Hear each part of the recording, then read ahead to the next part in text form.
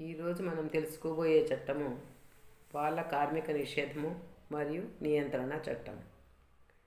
Child labour prohibition and regulation act 1986. ఈ చట్టం యొక్క ముఖ్య లక్ష్యం ఏమిటి?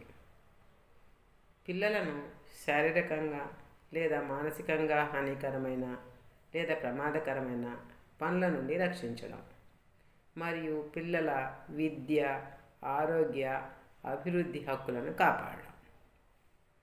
బాలలు అనగా ఎవరు? 14 సంవత్సరాలు పూర్తి చేయని ఏ వ్యక్తి అయినా బాలలు అనే పదానికి నిర్వచనంగా చెప్పవచ్చు. పిల్లలు ఏ రంగాలలో పనిచేయరాదో ఇప్పుడు తెలుసుకుందాం. 1. గనులు, రసాయన పరిశ్రమలు. 2. పేలుడు పదార్థాల తయారీ.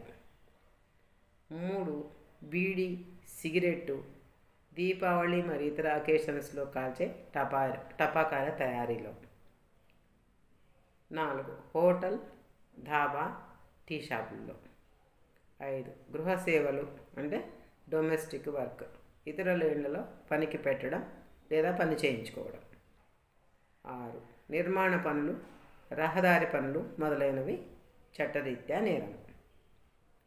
2016 సంవత్సరంలో ఈ చట్టంలో సవరణలు అంటే ముఖ్యమైన మార్పులు చేశారు. అవి ఏమిటంటే 14 సంవత్సరాలలోపు పిల్లల పనిపై పూర్తిగా నిషేధము, అంతేకాకుండా శిక్షలు కూడా కఠినతరం చేశారు. ఎవరైనా పనిలో పెట్టుకుంటే వారికి 6 నెలల నుండి 2 సంవత్సరాల వరకు జైలు శిక్ష లేదా 20,000 నుండి 50,000 వరకు జరిమానా లేదా 2 కూడా విధించవచ్చు. తల్లిదండ్రులకు మొదటిసారి తప్పుగా క్షమిస్తారు, రెండవసారి చేస్తే శిక్ష విధించబడుతుంది.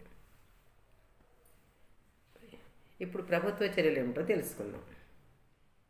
నేషనల్ చైల్డ్ లేబర్ ప్రాజెక్ట్ అంటే బాల కార్మికులను రక్షించే వారికి ఉచిత విద్య, ఆహారము, ఆరోగ్య సేవలు అందించడం. ఇది NCLP అంటారు. 2వది రైట్ టు ఎడ్యుకేషన్ యాక్ట్. 6 నుండి 14 సంవత్సరాల పిల్లలకు ఉచిత మరియు తప్పనిసరి విద్య అందించడం. 3. Operation smile and operation Muskaan. దీని గురించి ఇంతకుముందు ఒక వీడియోలో కూడా చెప్పుకున్నాం. వీధుల్లో, కర్మాగారాల్లో ఉన్న పిల్లలను రక్షించి కుటుంబీకులకు చేరవేయడం. దీనిలో సమాజం పాత్ర ఎంత? పిల్లలను పనికి కాకుండా పాఠశాలకు పంపేలా తల్లిదండ్రులకు అవగాహన కలిగించడం. బాల కార్మికులను నియమించుకున్న వారికి వివరాలను పోలీసులకు అందజేయడం. బాల సంక్షేమ సంఘాలు, NGOలతో సహకరించడం. వీటిని లఘు చిత్రాల రూపంలో విస్తృతంగా ప్రచారంలోకి తీసుకురావడం.